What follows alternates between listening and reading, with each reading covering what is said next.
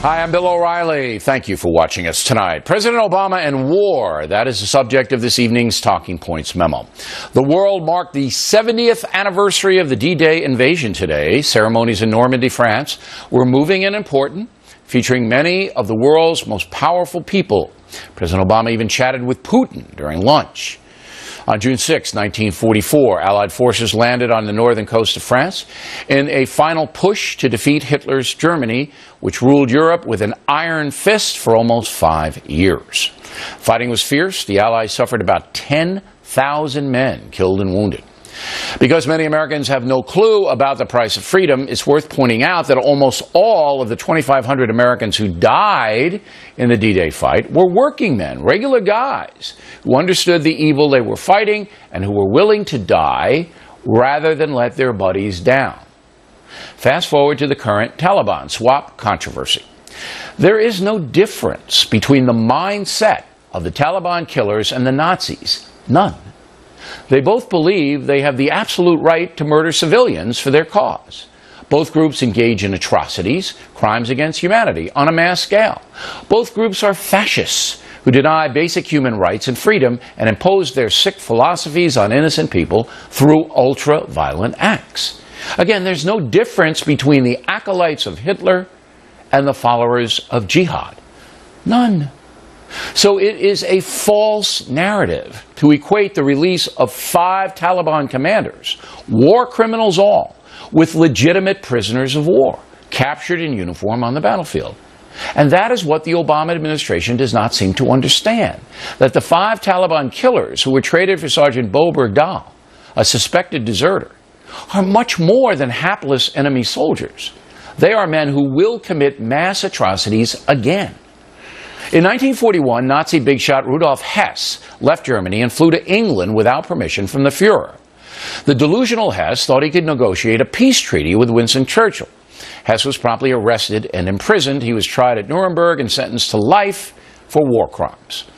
FDR and Churchill surely could have traded Hess for a bunch of Allied POWs, but that would have been inappropriate, just as the Taliban swap was.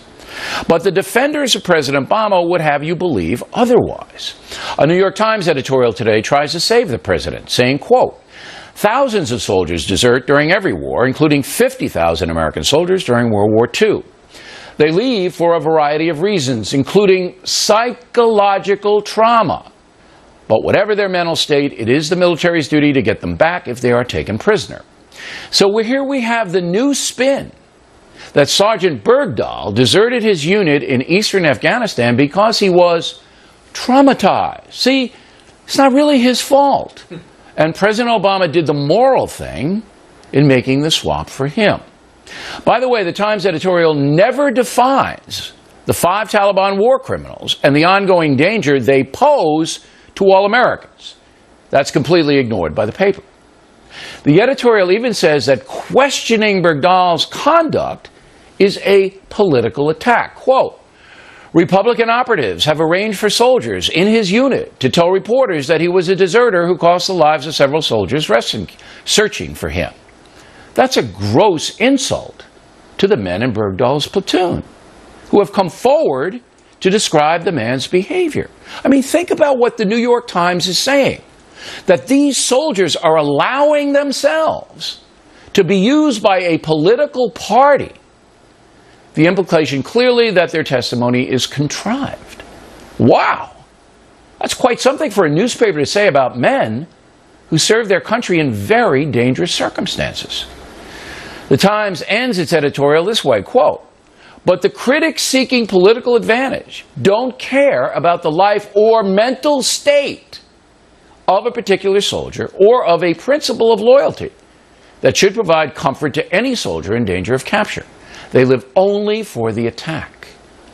Summing up, according to the New York Times, the Taliban swap is simply about denigrating President Obama, nothing more than that. Sergeant Bergdahl's desertion is not his fault, and Mr. Obama did not have to do anything other than secure his release. That was it. By the way, Fox News strategic analyst Colonel Ralph Peters believes the New York Times piece is no accident. Peters saying the paper is acting in concert with the Obama administration in setting Bergdahl up to be declared mentally incompetent so he will not have to stand trial. Speculation, but interesting speculation. Talking Points is used to the liberal and also to the conservative media, spinning issues to support their ideology. That is a plague upon our land. But when you call into question the honesty of soldiers who come forth to give their opinion, tell their stories, eyewitness stories, about a crucial issue, when you impugn those who oppose a trade that is obviously dangerous to America, and when you provide comfort to the enemy, the Taliban, by not even mentioning their war crimes in the context of the swap, then something is very wrong. President Obama, the commander-in-chief, has an obligation to protect this country from harm. Freeing 5 notorious war criminals does not protect America. There's no question the whole fiasco is a huge victory for the jihadists and will inspire even more violence in the world. Finally, I feel very sorry for Sergeant Bergdahl and his family. I do. I don't know what the sergeant's mental state is, but it's clear that he left his comrades in a war zone, putting them in even more danger. That is on Sergeant Bergdahl's resume, and no amount of spin will change that. Even as no amount of spin will change the fact that the Taliban swap was a bad thing for America and for the world. Churchill and FDR would not have done it. And that's a memo.